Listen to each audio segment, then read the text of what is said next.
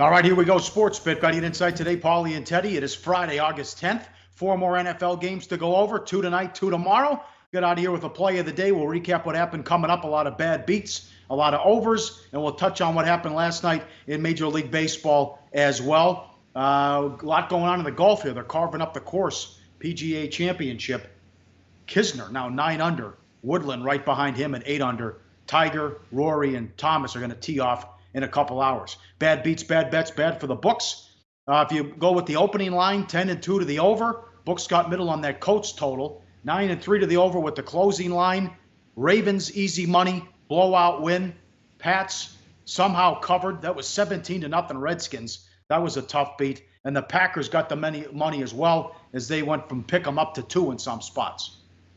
Yeah, I mean, when we talk about what we saw on the field last night, I'm just going to give some of my opinions about what I saw.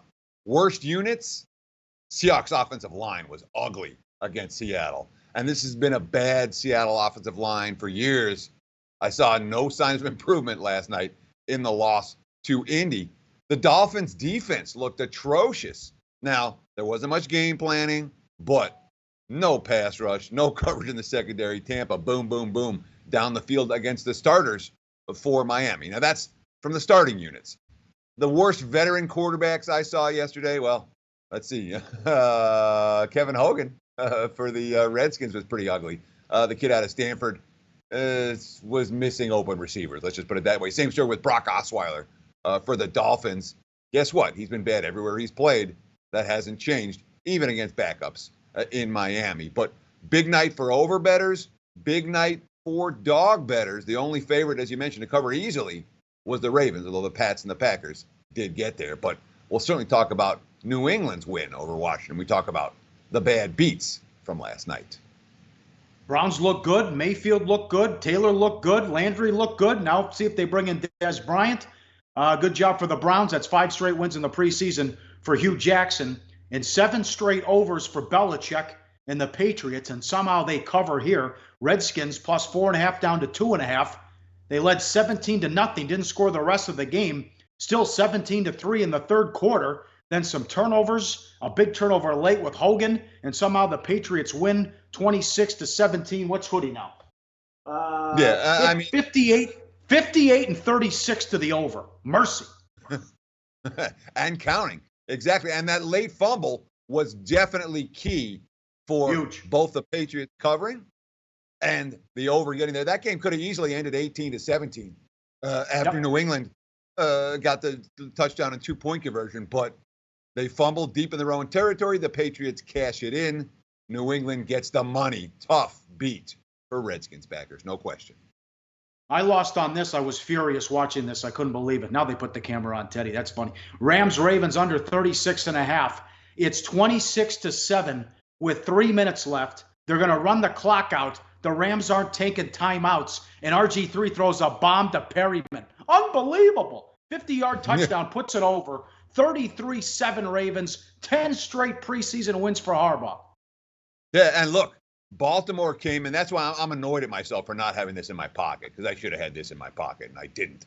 But Harbaugh going on and on about the 8 sacks they took in the opener against Chicago. There was a little bit of emphasis on offensive execution last night, and Baltimore came out zip, zack, bing, down the field, touchdown. All right, game's going under. And you don't often see the big play offensive touchdowns late in these contests. We saw one in that game. It killed underbettors, no question. A lot of times you see the big plays on special teams or on defense to get a game up and over the total in the fourth quarter of these preseason games. Not often you see the bomb connect. We saw it last night with RG3. Love the Ravens quarterback rotations. Terrific. And the Rams with a no-show, didn't play anybody. Their only touchdown was set up on a long punt return. Rams offense was pathetic. Giants offense, other than the Barkley run, was awful. The only points coming off a Browns fumble deep in their own territory. Tough beat, the Bears, whether it was plus 2.5 or pick 'em. Plus 2.5 is really bad because Driscoll takes them 91 yards in 90 seconds with a couple minutes left. And then for whatever reason, the Bengals didn't go for 2. So it's sitting there on 3. Then the Bears missed a 50-yard field goal, 30-27 Cincinnati. Yeah, the field goal, no good for Chicago. Unfortunately, this one was in my pocket yesterday. But it's not like the Bears were a wrong side in that contest. The bottom line, though, they did not get the money, and they took a whole bunch of money. That was a pretty good result for the bookmakers. A little baseball. How about this? Brewers and under becomes Padres and over. 4-2 Milwaukee in the top of the ninth. Bullpen blows it. They give up a 6 spot. Friars win 8-4. Brewers were laying 180, 8.5 the total there. Again, this Rockies bullpen, unbelievable. Should have a 5-6 game lead. Just all the blown leads in the last week and a half, and just Wade Davis alone, who's now 1-6 with an ERA of 6-5 and change. Rockies plus 115 and under 11. 5-3 Rockies in the eighth. They lose as the Dodgers explode and win 8-5. Yeah, and remember when Colorado spent like $100 million on their bullpen? Right. This past offseason? Oh, we're going to solve this problem. We're going to solve this problem. Clearly, it's still hard to pitch in Coors Field. And if you talk about Brewers and under, I mean, the Brewers' run line was cashing in the ninth inning. And then it goes walk, walk, walk, grand slam. Oops. Yeah. That's not what you want to see when you're holding an under ticket, you're holding a run line ticket, or you're holding a Milwaukee Brewers ticket. Obviously, tough beats if you played the dollar with the Brewers. Some bad bets. Bears plus 2.5 down to pick. Redskins 4.5 down to 2.5. Miami took money, touched 3 at William Hill. 1.5 up to 3, lost at home. Some big bets in Vegas on the Bills. A couple $5,000 bets at MGM properties from 1 up to 3, led by double digits at the half. They lose 28-23. Although Peterman played well, so did McCarron. And Seattle and the Astros. How about American League total under 6.5? Not even a chance. Mariners get 6 off Verlander in the first 2 innings. He has been atrocious at home. Terrible. He is bottom 5 ROI as well. It's 8-6 Seattle wins. Yeah, and it was certainly, and I mean, a ton of Mariners money, and then comes in, but the pitching matchup, Verlander versus Paxton, you say, all right, there's a 6.5. 6.5, no good. We're having some camera issues here, Pauly, it appears. Let's keep it rolling. We got a live show. We'll do whatever we can do. Certainly bad for the books. I mean, no shortage last night, and especially that Seahawks Colts total lands right in the middle. Opened 34.5, closes 38, fell 36. The Browns, a bad result for the bookmakers last night. A very bad result. Every wise guy in the world seemed to be on Cleveland. Yeah. Plus 3 down to -1. They win by double digits. And it wasn't that close. And here's the big one, the bad one. Colts and Seahawks over 34.5 up to 38. It fell 36. Packers from pick up to 2. They won 31-17. Ravens -1, 1.5. Bet up to 3.5 in a blowout. And the Mariners plus 145 down to 125. And they win 8-6. All right, sports betting insight today. Pauly and Teddy, SBR picks. I'm at Real Sports Bet on Twitter. He's at Teddy_covers. All the betting news you need to know in less than 20 minutes. Big game breakdown. Jets up to 3.5 and 35.5 against the Falcons. Last year, Quinn and the Falcons went 0-4 straight up in ATS. The move on the Jets, I agree with. A good quarterback rotation. Want to get Darnold some work, and they want to get Bridgewater some work as they're trying to showcase him in a trade. Yeah, and Paul, you may want to unplug your camera, try to plug it back in. You have frozen, which means it's all me on the screen right now. And this game opened as low as -1, nothing but Jets money. Some of it's anti-Atlanta money. You look at the Falcons preseason last year, 0-4 straight up, 0-4 against the spread. Dan Quinn didn't exactly make it feel like he cared a lot about August football. And again, this is a team with a great offense. They scored a grand total of 54 points in their 4 exhibition games. Although it's worth noting, they were chalk in 3 of the 4, and 2 of the 4 losses came by double digits. Of course, it looks as if all 4 of Atlanta's quarterbacks are going to see action tonight. Matt Ryan, followed by Matt Schaub, Garrett Grayson, and the rookie, the undrafted rookie, Kurt Benkert, going to get PT for the Falcons. For the Jets side of the equation, Todd Bowles hasn't tipped his hand in regards to how he plans to divide the playing time between his 3 QBs, but certainly the betting markets like the 3 quarterbacks, Josh McCown, Teddy Bridgewater, and Sam Darnold. Quote, in my head, I have a plan, but I haven't met with the coaches. We're going to meet the next couple of days, discuss it, and go from there. And that being said, when you look at that QB rotation, Teddy Bridgewater is a guy that has people's attention, most assuredly. Josh McCown should come in at least for a cup of coffee in this game. And Bridgewater in particular, he's excited to get on film, to be back taking hits. It's a guy that hasn't seen the field in a long, long time. But before we get too excited about the Jets QB rotation, before we get too excited about the fact that it's been nothing but Jets money, here's a quote from Todd Bowles about what New York going to do on their offensive line tonight. We're moving a lot of guys that are back there. Harrison, we're moving around. Braden, we're moving around. Dozier, we're moving around. So it's good at this time of year to alternate these guys and see what they can and can't do. If you're not a starter, it's pretty much the more you can do. The thought process, they're going to play mix and match on the offensive line, and that's an issue when you have Sam Darnold, a rookie QB, expected to play extended stretches of this ballgame. He's probably going to play the second half against Atlanta. I worry about the Jets' offensive line. I will not be laying the price with New York tonight, despite the Falcons' struggles. We got Pauly back, or are we still me? That's no Pauly, so it's still me. Graphic. All right. Raiders, 3-37 against the Lions. Everyone's in love with John Gruden. 8-0 in the preseason. Unfrozen caveman lawyer. Made everybody money years ago. That being said, what I'm liking that I'm reading is coming from the Detroit sidelines. And certainly, the quotes, they look very different than they did under Jim Caldwell. More physical, tougher. That's the goal. Here's the guard, TJ Lang, talking about what Detroit wants to accomplish in the preseason opener. Quote, obviously, we try not to talk about what went on last year. We got different coaches. We got different personnel, taking it day by day, but working hard. And I think you're definitely seeing an emphasis being put on the run game and being put on physicality this year. And I think that's something that obviously we hope to take a big step forward going into the year. The Lions spent the entire offseason basically addressing positions that feed into the we're going to be big and physical and tough. LeGarrette Blount, certainly big linebackers coming in free agency, bringing in guys like Frank Ragnow and Kerryon Johnson in the draft. All Detroit has done is emphasize physicality. And I'm not convinced that Oakland is 100% going to be able to handle that. The quote from Matthew Stafford, get out there, communicate, make sure everybody's on the same page. Because at the end of the day on offense, if everyone's communicating on the same page, you're going to have a chance to be successful. Now, we know that Gruden had a strong ATS record, but in his previous stint in Oakland, obviously this time around, things are different.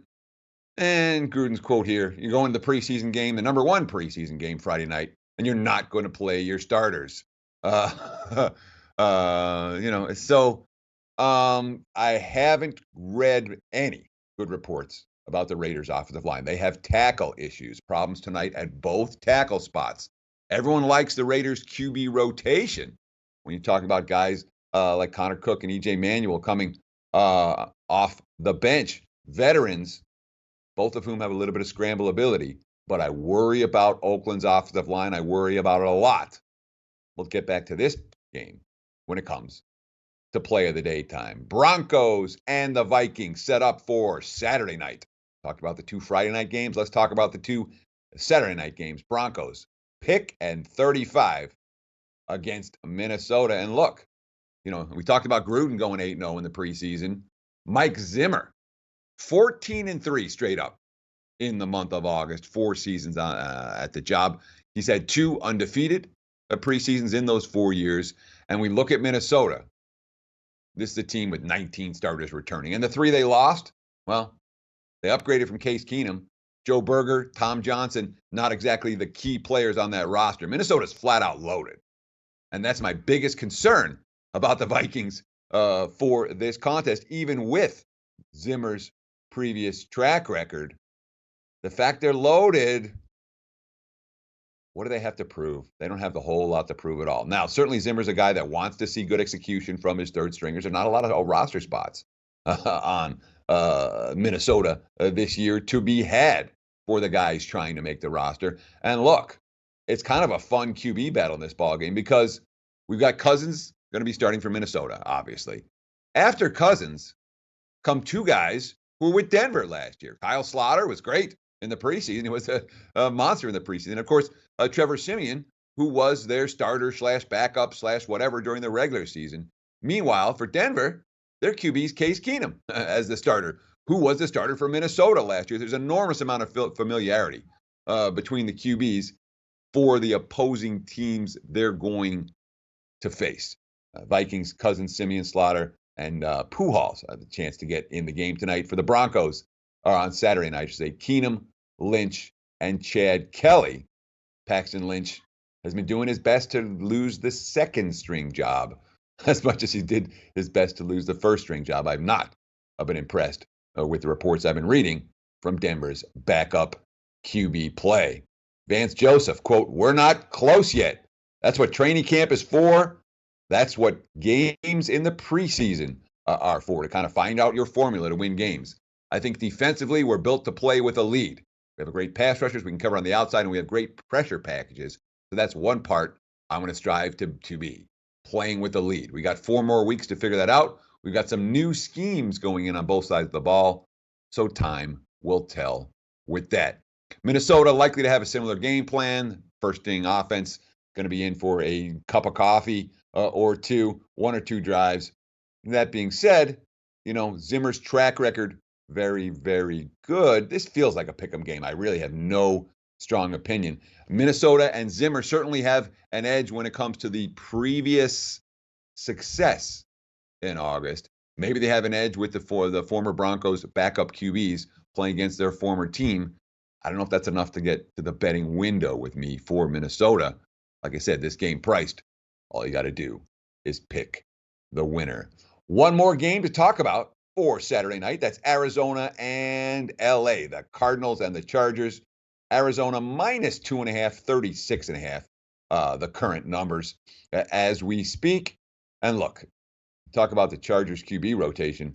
Phillip Rivers, Geno Smith, Chandler Jones. That's not a bad 1, 2, 3. And of course, the Chargers have a legit competition for the backup QB job between Geno and Chandler, the former Ohio State great, the former Ohio State national title winner. Let's put it that way. Look what happened last night in Carolina, Buffalo, right? It wasn't the starting QB that made the difference, the starting QB battle in Buffalo. It was the backup QB battle in Carolina. The Chargers have that backup QB battle with Smith and Jones, a couple of vets, can potentially make some plays. And look, for Arizona, we're going to see lots of Josh Rosen. Bradford and Glennon, I'm not sure. Steve Wilkes hasn't said how much they're going to play. They may get a cup of coffee. They may get a little bit. But I would expect to see a fair bit of Josh Rosen. He's going to get some snaps with the first string. He's going to get some snaps with the second string. Quote, I think it's going really well. I think I progressed every day. I think I've gotten better pretty much every day since I've gotten here. I've gotten a ton of help from the quarterback's room. All the quarterbacks, my quarterback's coach, Byron Leftwich, offense coordinator, coach, Mike McCoy, coach, Steve Wilkes. I think regardless of where I'm at, I've just progressed, which is a good feeling. That being said, Wilkes, a little bit concerned about his own jitters in his head coaching debut. Basically, he's saying, I'm kind of concerned that I'm going to mess it up. I've been going through a lot of different scenarios, look at different things throughout the league over the last couple of years, like 2 minutes situations, timeouts, time on the clock. Those are some of the things we've been working through this spring, and some of the things we did this morning. Will there be some nerves? Probably. So Arizona's head coach, a little bit worried about his debut. Frankly, I don't blame him. That's what we have for big game breakdowns, which leads us to play of the day time. We talked about it earlier. We don't trust unfrozen caveman lawyer in his NFL preseason re-debut. I think the Lions come physical. I think the Lions play hard. And in a preseason where underdogs have already held sway, 3 can be a mountain for a team like the Raiders. Give me game number 277, betting number 277, the Detroit Lions plus the 3. That's our play of the day.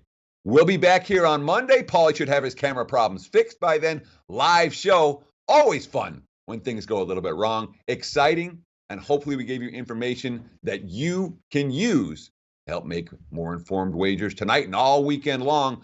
Best of luck. Low Shack in the bag coming up next. We'll see you on Monday right here on SportsBit. Betting Insight today from SBRpicks.com.